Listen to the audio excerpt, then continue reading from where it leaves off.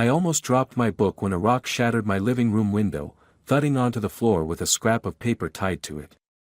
Glass rained across my hardwood floors like tiny daggers, catching the evening light. The rock, just a common piece of concrete with sharp edges, had torn through my curtains, leaving them swaying in the sudden draft. For 3 heartbeats, I just sat there, frozen in my chair, whiskey glass halfway to my lips, the pages of my thriller novel suddenly less interesting than my own living room. Then I moved, setting the glass down with a sharp clink. My feet crunched over broken glass as I approached the rock, the sound oddly satisfying. The note was tied with a piece of twine, wrapped tight around the jagged edges. My fingers fumbled with the knot for a second before I ripped it open impatiently. "We have your wife. If you want her back, bring $50,000 in cash to this address. No cops. No friends. Or Gwen gets hurt." My heart hammered against my ribs, but not out of fear. Out of rage. The kind that starts low in your gut and crawls up your spine until it floods your brain with red. I read the note 3 more times, the paper trembling in my hands, not from terror, but from the effort it took not to crumple it into a ball. Gwen. My wife of 5 years. The woman who still kissed me goodbye every morning like she meant it. The woman who'd sworn those vows with tears in her eyes that I'd believed were genuine. I grabbed my phone and dialed Gwen immediately. 1 ring. 2 rings. 3. Then straight to voicemail. Her cheery voice, "Hey, you've reached Gwen. Leave a message and I'll call you back when I can." A beep that felt like a slap. "Gwen. Call me. Now." I hung up, my voice sounding strange even to myself, tight, controlled, a dam about to burst. I paced the living room, glass crunching underfoot, ignoring the sharp pain as a shard worked its way through my sock and into my heel. The pain was clarifying. It kept me focused when I wanted to howl. 6:30 p.m. Gwen should have been on shift at the hospital. Night rotation. 5 to 5, that's what she'd told me this morning over breakfast. The breakfast I'd made her. The coffee I'd poured. The kiss she'd planted on my cheek before walking out the door. I called her boss. Dr. Melton answered on the 4th ring. His voice was thick with sleep, but clear enough. "Mark? Everything all right? Is Gwen at work tonight?" I asked, not bothering with pleasantries. A pause. The sound of sheets rustling. "No. She called in sick tonight. Said she had that stomach bug going around." He paused again. "Is she okay? You sound." I hung up. Called the hospital directly. Asked for Nurse Gwen Harlow. "I'm sorry, sir, but Nurse Harlow called out sick today," the receptionist informed me cheerfully. Sick, my ass. I looked down at the note again. The address. A location on the edge of town. The pieces started snapping into place, fast and ugly. Something here reeked. If this was a real kidnapping, they'd have called. They'd have used her phone. They'd have sent proof of life. This was amateur hour. And I wasn't the idiot they thought I was. I didn't call the cops. Didn't call a friend. Instead, I walked to my safe, opened it with shaking hands, and pulled out the gun I kept there, a 9mm I'd purchased after our house 2 streets over had been broken into last year. Gwen had hated it. Had made me promise to keep it locked away. I tucked it into my waistband, threw on a jacket, and walked out to my car. The paper with the address clutched in my fist. The drive was a blur. Streetlights bled together into streaks of yellow against the darkening sky. My knuckles went white on the steering wheel. My mind kept replaying moments from the past few months, Gwen working late. Gwen's new perfume. Gwen's sudden interest in girls' nights with coworkers I'd never met. Gwen's distant eyes when she thought I wasn't looking. Had I been that blind? That fucking stupid? The address on the note was a rundown storage facility on the edge of town, half the lights busted, the place looking like it hadn't seen a real tenant in years. Tall chain-link fence topped with rusting barbed wire. Units with peeling paint and padlocks caked with grime. Some with doors hanging crooked on broken hinges. I parked 2 blocks away, killed the headlights, and watched. Through the fence, I could make out a few cars scattered throughout the lot. Most looked abandoned, covered in dust and missing wheels. But there, tucked behind one of the back units, gleamed a familiar silver sedan. Gwen's car. My stomach clenched into a tight knot. I almost threw up right there in the driver's seat. But I swallowed it down, bitter as battery acid. I waited. Checked my watch.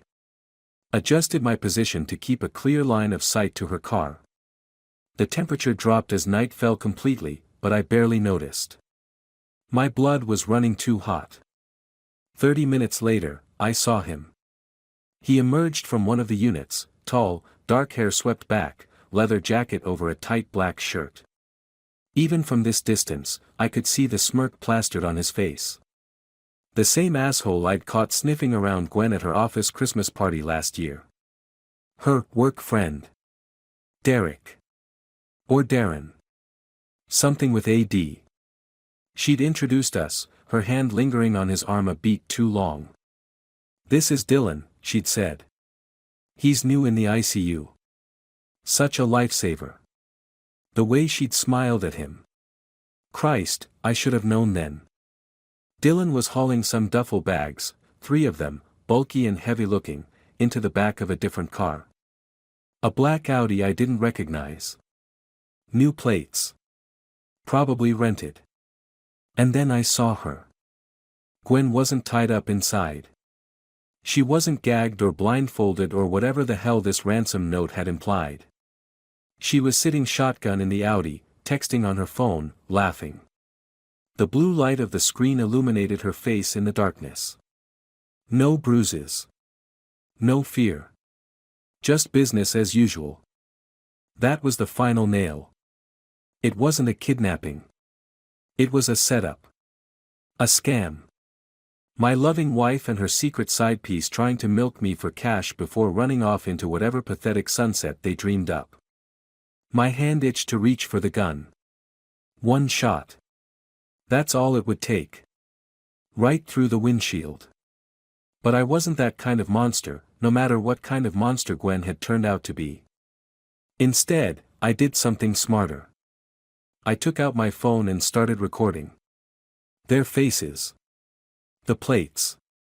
The money bags. Everything. I zoomed in as Dylan slammed the trunk and walked around to the driver's side, slapping Gwen's ass as he passed. She giggled, a sound I used to love, now turned to poison in my ears. I watched as they climbed into the car, as Dylan leaned over to kiss her, as their heads drew together in conspiratorial closeness. I recorded it all. And then I made 2 quick calls, one to the cops and one to a buddy of mine who handled private security jobs, off the books. Ray had been military before going private sector. He owed me from way back. And he didn't ask questions. "That storage complex on Riverside," he said when I explained where I was. "Give me 20 minutes. Don't do anything stupid before I get there." I ended the call and sat back, watching as Dylan and Gwen appeared to argue about something, her gesturing wildly, him shaking his head. The pantomime of betrayal, played out in silhouette. When Ray's black SUV pulled up beside me, I was cold all over. Not just from the night air, but from something deeper. Something vital that had frozen solid inside me. Ray didn't say much when he got into my passenger seat.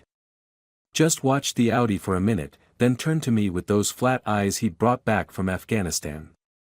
"You sure about this?" he asked. "Once we move, there's no going back." I nodded. "I'm sure." He made a call of his own. Spoke in clipped, coded phrases I didn't try to decipher.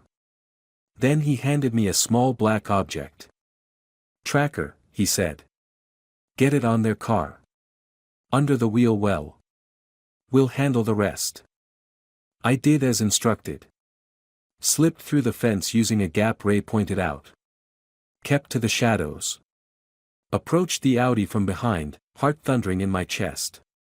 I could hear their voices now, the rise and fall of an argument filtering through the partially open window. He's not an idiot, Dylan. Gwen's voice, sharp with anxiety. He's going to figure it out. Dylan's laugh. Smug. Self-assured. Baby, you've been telling me for years what an oblivious bastard he is. He'll show up with the cash, we'll be long gone, and by the time he realizes what happened, we'll be on a beach in Mexico. My fingers found the wheel well. Pressed the tracker into place. A small red light blinked once, then went dark. I don't know, Gwen started. Hey. Dylan's voice softened, took on that syrupy quality that probably melted her insides. Trust me. One more day, and we're free. No more sneaking around. No more lying. Just you and me. I didn't stay to hear her response. I backed away, silent as death, and returned to Ray. It's done, I said as I slipped back into the driver's seat. Ray nodded, checked his watch. Cops should be here in 10. You should go. My guys will keep eyes on them. Make sure they don't bolt before the Blues arrive. I shook my head. I'm staying. He didn't argue. Just shrugged and settled back in his seat. When the first police cruiser arrived, lights flashing but sirens silent, I watched as Dylan's head snapped up. Even from this distance, I could see the panic washing over his face. He fumbled with the ignition, but it was too late. 2 more cruisers pulled in, blocking the exit. 5 cops approached the Audi, weapons drawn.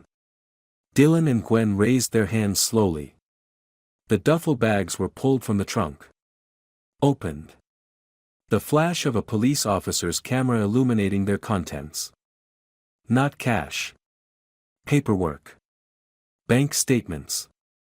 Deeds. And cash, not mine, but skimmed from somewhere else. Embezzled, I'd later learn. From the hospital where Gwen worked.